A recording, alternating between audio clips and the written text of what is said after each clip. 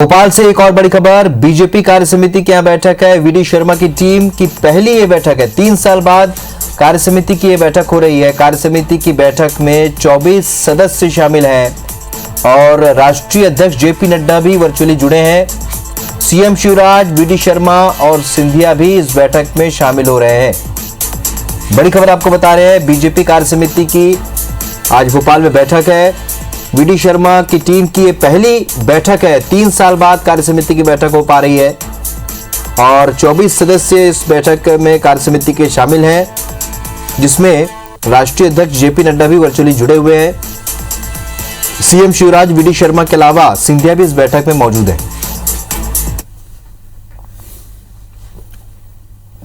तो भोपाल में बीजेपी कार्य समिति की बैठक हो रही है। इसमें इंदौर से 29 सदस्य वर्चुअली शामिल हुए हैं। बैठक में सुमित्रा महाजन समेत उषा ठाकुर और तुलसी सिलावट के साथ कई अन्य सदस्य भी शामिल। 3 साल बाद हुई कार्य समिति की बैठक को मालवा निर्माण के लिहाज से खासा अहम माना जा रहा है। बैठक में कई रणनीति तैयार करने के साथ ही कई प्रस्ताव पारित होंगे। मंत्री उषा ठाकुर के मुताबिक कार्य समिति की ये अहम बैठक है, जिसमें संगठन को मजबूत करने के लिए कार्यक्रम तय होते हैं। बैठक को राष्ट्रीय अध्यक्ष जेपी नड्डा, महासचिव कैलाश विजयवर्गीय, केंद्रीय मंत्री नरेंद्र सिंह तोमर, प्रदेश अध्यक्ष वीडी शर्मा भी संबोधित करेंगे।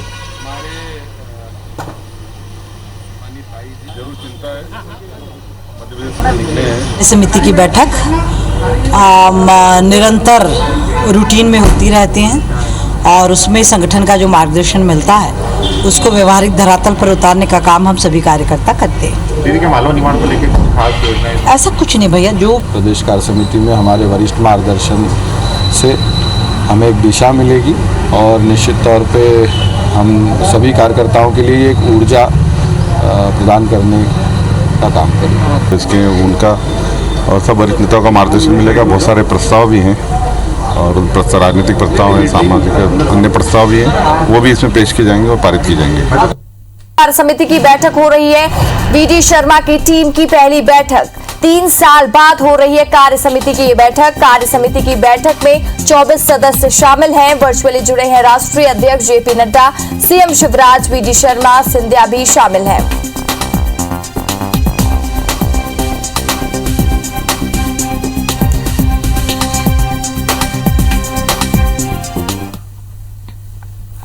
ज्यादा खरीदी की है तो मध्य प्रदेश की सरकार ने की है। इसके लिए मैं शिवराज सिंह को बधाई देना चाहता हूं। उसी तरीके से डीबीटी मध्य प्रदेश में रिकॉर्ड डायरेक्ट बेनिफिट ट्रांसफर जो आपने किया। अब एक समय था कि एक हमारे प्रधानमंत्री देश में हुए जिन्होंने कहा कि हम 1 रुपया भेजते हैं तो 15 पैसा ही जनता का होता है, और यहां प्रधानमंत्री मोदी जी ने आधार को आधार दिया और आधार को बेआधार करने वाले को बेआधार कर दिया। इस बात को हमको समझना चाहिए और डायरेक्ट बेनिफिट ट्रांसफर के माध्यम से उन्होंने सबको जोड़ने का प्रयास किया और मध्य प्रदेश की इसमें पीछे नहीं रहा है, इसको हमको समझना चाहिए। उसी तरीके से जो आप मध्य प्रदेश के अंदर एम्प्लॉयमेंट के लिए काम हुआ है, अवेलेबिलिटी ऑफ एम्प्लॉयमेंट हुआ है, इसको भी हमको समझना चाहिए। और इसमें जिन योजनाओं को उन्होंने लागू किया, जो प्रधानमंत्री जी ने योजना बनाई थी उसको लागू करके उस काम को किया। उसी तरीके से आपने ये जो हमारे स्ट्रीट वेंडर्स हैं लगभग 50 लाख, इनको भी मुख्य धारा में शामिल करने के लिए आर्थिक सपोर्ट देने का काम आपने किया। और मध्य प्रदेश ने भारत सरकार की इस कार्यक्रम को शिवराज जी की सरकार ने लेटर ऑफ क्रेडिट में इम्प्लीमेंट किया और हमारे जो ये स्ट्रीट वेंडर्स हैं, रेडी वाला, ठेला वाला, फेरी वाला, इन लोगों को मदद पहुंचाने का काम किया, जिनकी देश में संख्या 50 लाख है और जो मध्य प्रदेश में थे उनको आपने उसको जोड़ने का प्रयास किया। ये बहुत ही खुशी की बात है। उसी तरीके से एमएसएमई सेक्टर में आपने लगभग 45,000 लोगों को आपने जोड़ने का प्रयास किया और एमएसएमई सेक्टर में आपने उनको सपोर्ट करने का प्रयास किया।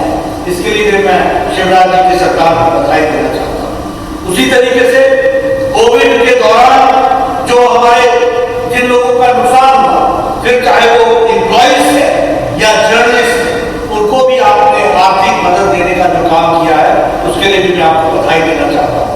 और साथ ही साथ जिन लोगों ने कोरोना में अपने माँ बाप खोए उन बच्चों के लिए 5,000 रुपए की पेंशन लगाना, फ्री एजुकेशन देना, फ्री हॉस्टल के फैसिलिटी को स्कूल देना, उच्चतम शिक्षा के लिए उनकी व्यवस्था करना, ये सारे काम आपने बहुत ही छोटे समय में किए हैं, जिसके बारे में कार्य समिति के सदस्यों को नीचे तक लोगों तक पहुंचाने की जरूरत है और उनको बताने की जरूरत है कि किस तरीके से आपदा काल में भी हमारी सरकार काम करती है प्रधानमंत्री मोदी जी के नेतृत्व में, और जिसे शिवराज जी अमली जामा बना करके मध्य प्रदेश की जनता के पास उन सुविधाओं को पहुंचाने का प्रयास कर रहे हैं। मित्रों, जहां तक अचीवमेंट्स का सवाल है, मैं आपके साथ जरूर कहूंगा कि प्रवासी मजदूर सहायता योजना में 15 करोड़ 50 लाख ट्रांसफर 1,58,000 वर्कर्स के अकाउंट में गया है मध्य प्रदेश में। ये छोटा रिकॉर्ड नहीं है। 15 crore 50 lakh was transferred to 1,55,000 workers in their accounts। ये आपने प्रवासी मजदूर सहायता योजना के तहत आपने किया। जो लोग कोविड के दौरान जो प्रवासी थे उनको मदद करने का आपने प्रयास किया। उसी तरीके से श्रम सिद्धि अभियान में आपने 32 करोड़ मैन का एम्प्लॉयमेंट आपने 60 लाख जॉब कार्ड होल्डर्स को दिया है। ये भी हमारे को ध्यान रखना चाहिए कि 32 करोड़ मैन आपने कम से कम 60 लाख जॉब कार्ड होल्डर्स को देने का काम किया है। रोजगार सेतु पोर्टल के माध्यम से स्किल्ड और माइग्रेंट लेबरर्स आपने लगभग 45,000 वर्कर्स को गवर्नमेंट में एम्प्लॉयमेंट आपने दी है।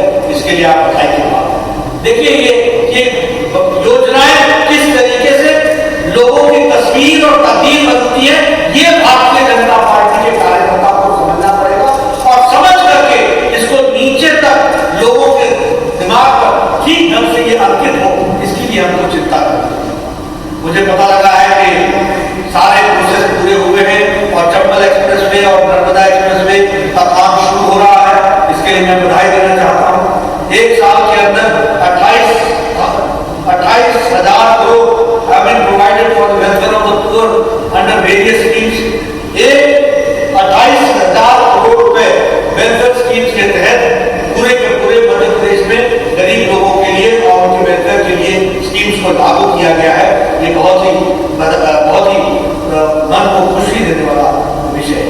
उसी तरीके से लगभग आपने एक इतिहास बनाया है कि 29 लाख मेट्रिक टन बीफ आपने 15 लाख फार्मर से प्रोक्योर किया है। दिस इज अ रिकॉर्ड, ये रिकॉर्ड है अपने आप में। और मुझे खुशी होती है ये कहते हुए कि मध्य प्रदेश नंबर 1 हो गया है और उसने पंजाब को भी ओवरटेक कर लिया है, उसको भी उससे आगे बढ़ गया है बीफ के प्रोक्योर। अब आप याद कीजिए, जब आप छोटे होते होंगे तो आपने हमेशा अनाज के लिए, ग्रीन रेवोल्यूशन के लिए पंजाब को सुना होगा, लेकिन आज मध्य प्रदेश उनसे आगे निकल गया है और बीफ प्रोक्योरमेंट में नंबर 1 प्रदेश बन गया है। और इसलिए इस बात को भी आपको बताना चाहिए कि पंजाब को मात करता हुआ आगे मध्य प्रदेश बढ़ रहा है, आपको समझना चाहिए। उसी तरीके से जो फार्मर फ्रेंडली स्कीम्स हैं उसका बेनिफिट लगभग 90,000 करोड़ रुपए इस फार्मर्स के लिए एक साल में पीछे खर्च किया गया। 90,000 करोड़ रुपए मध्य प्रदेश के फार्मर्स के लिए, उसके वेलफेयर के लिए खर्च किया गया है। यह ध्यान रखना। बहुत लोगों ने कहा किसान नेता, लेकिन किसानों के लिए अगर काम किसी ने किया तो वो नरेंद्र मोदी जी ने कहा, और उनकी स्कीम को लागू किसी ने ठीक से लेकर किया तो शिवराज सिंह जी ने किया। यह बात मध्य प्रदेश की जनता के कानों में गूंजनी चाहिए, उन तक पहुंचाना चाहिए, इस बात को आपको ध्यान रखना चाहिए। उसी तरीके से अगर हम देखें प्रोक्योरमेंट बीट में तो हम नंबर 1 हुए, उसी तरीके से बहुत सी चीजों में आप नंबर 1 में Madhya Pradesh first in wheat procurement number 1। उसी तरीके से क्वालिटी स्टैंडर्ड्स और progress of construction of road, सड़क के बनाने के क्वालिटी में मध्य प्रदेश नंबर 1 हो गया है प्रधानमंत्री ग्रामीण सड़क योजना के तहत। ये भी हमको ध्यान रखना चाहिए कि आज मध्य प्रदेश नंबर 1 है। उसी तरीके से ये जो प्रधानमंत्री जन आरोग्य योजना है, PM जय, आयुष्मान भारत, उसमें गोल्डन कार्ड जनरेट करने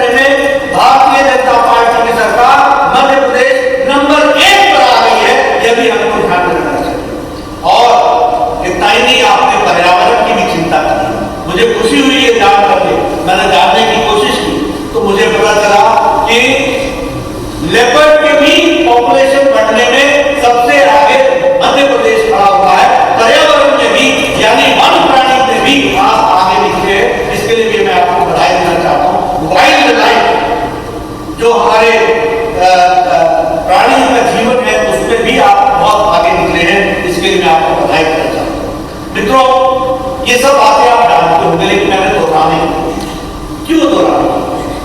इसलिए दोहराने की कोशिश की कि हम राजनीतिक कार्यकर्ता जो काम हम करते हैं उसका लाभ अंतिम व्यक्ति को मिल रहा है कि नहीं मिल रहा है, इसकी चिंता करना हमारे कार्य समिति के सदस्यों का काम है। यह हमारे पार्टी के पदाधिकारियों का काम है। जहां सरकारें हमारी होती हैं वहां सरकार के साथ मिल करके उन कार्यक्रमों को योजना में परिवर्तित करना यह हमारा काम है।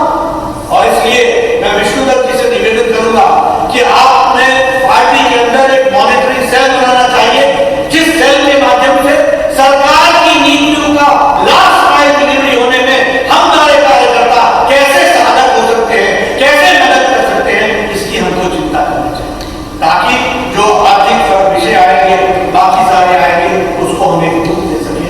इसका ये मैं आपसे निवेदन करना चाहता हूं। मित्रों, हम सब जानते हैं कि पिछले 1.5 साल से सारी पार्टियां क्वारंटाइन होती हैं। पिछले 1.5 साल से सारी पार्टियां लॉकडाउन हो गई। पिछले 1.5 साल से सारी पार्टियां आइसोलेशन में चली गई। पिछले 1.5 साल से सारी पार्टियां आईसीयू बेड तक पहुंच गई।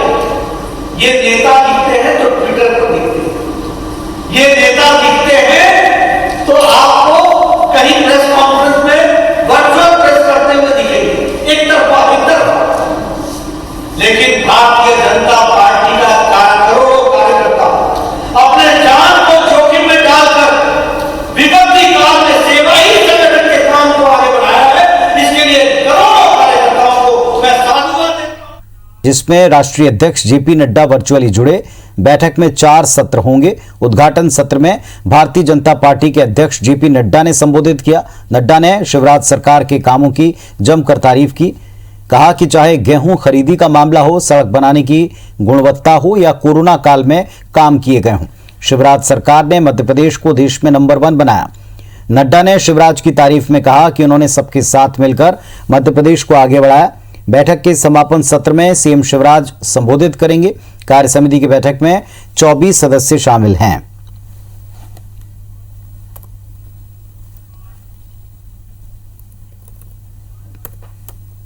तो बेहतर तरीके से वर्चुअली आज ये बैठक हमारी जो कार्य समिति है वो मध्य प्रदेश के अंदर सभी कार्यकर्ता इसको लेकर के उत्साहित हैं। प्रत्येक जिले के अंदर अपने अपने जिले के अंदर लोग उपस्थित रहेंगे, सभी लोगों की उपस्थिति रहेगी, इसलिए एक ऐतिहासिक कार्य समिति होगी। सभी कुछ खास रहने वाला है इस बैठक में। माननीय राष्ट्रीय अध्यक्ष जी से लेकर प्रदेश अध्यक्ष जी, संगठन प्रभारी से लेकर भाजपा प्रभारी तक सभी इसमें एक्चुअल और वर्चुअल दोनों रूप में जुड़ने वाले हैं।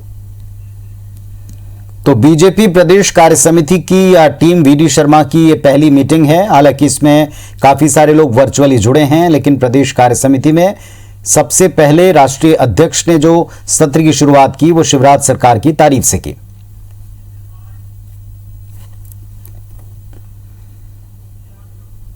लेकिन किसानों के लिए अगर काम किसी ने किया तो वो नरेंद्र मोदी जी ने, और उनकी स्कीम को लागू किसी ने ठीक से लेकर किया तो शिवराज सिंह जी ने किया।